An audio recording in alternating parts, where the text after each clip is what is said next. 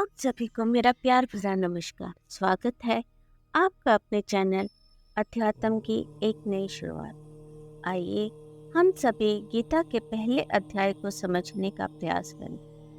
गीता हम सभी के प्रश्नों का उत्तर है। गीता में कुछ विशेष है तो वह है श्री कृष्ण। हम सब निमित्त मात्र हैं। पहला अध्याय अर्जुन विषाद योग।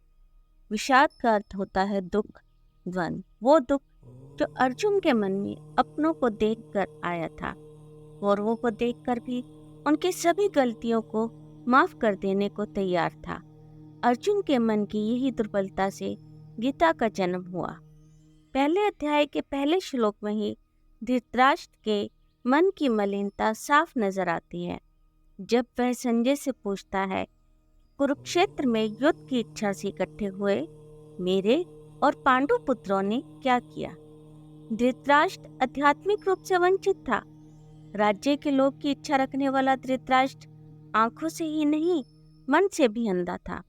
पुत्र मोह में इस कदर जकड़ा हुआ था कि वो ये भी नहीं देख पाया कि वो स्वयं ही अपने कुल के नाश का कारण बनने जा रहा है। आगे के श्लोकों में दुर्योधन अपनी जीत निश्चित करना चाहता था। दोनों सेनाओं की तुलना कर खुद को तसल्ली देना चाहता था। दुर्योधन की सेना में जिधर पितामह भीष्म, द्रोणाचार्य, कृपाचार्य, कर्ण, विकर्ण जैसे महारथी थे जो दुर्योधन के लिए अपनी जान देने को तत्पर थे, उधर पांडवों की सेना में कृष्ण का होना ही काफी था।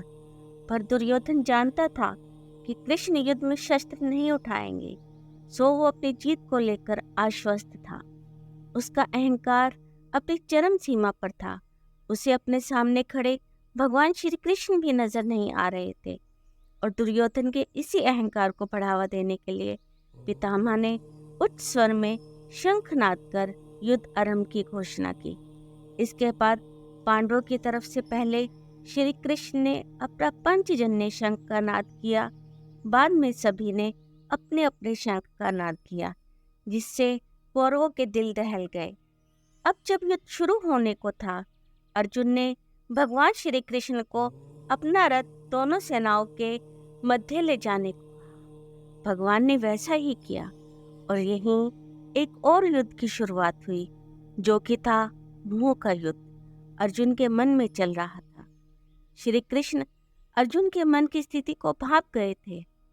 अर्जुन के हाथ पांव शिथिल हो रहे थे और वो अपनी दुर्बलता को छिपाने के लिए तर्क पर तर्क दिए जा रहा था, जैसे कि कुल का नष्ट होना, कुल की स्त्रियों का दूषित होना, वर्ण संकर, अवांछित संतानें होना, कुल नष्ट होने पर पिंड दान कौन करेगा और अंत में मैं स्वयं नरक को प्राप्त करूंगा। ऐसा कहकर अर्जुन ने धनुष बाण एक ओर रख दिया और रथ पर बैठ गया। यही तक था गीता के पहले अध्याय का सफर। दोस्तों, जो स्थिति अर्जुन के मन की थी वो ही सामान्य मनुष्य की होती है, पर गीता को इसीलिए बनाया गया है कि हम सही गलत का फैसला कर सके, सही गलत का फैसला करने में सक्षम हो सके। इधर मुझे कुछ लाइनें याद आती हैं जो हर किसी को हिम्मत देगी।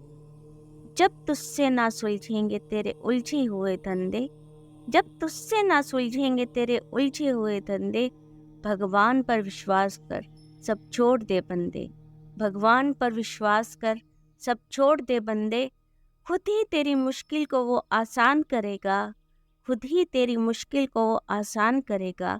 जो तू नहीं कर पाया वो भगवान करेगा। राधे राधे।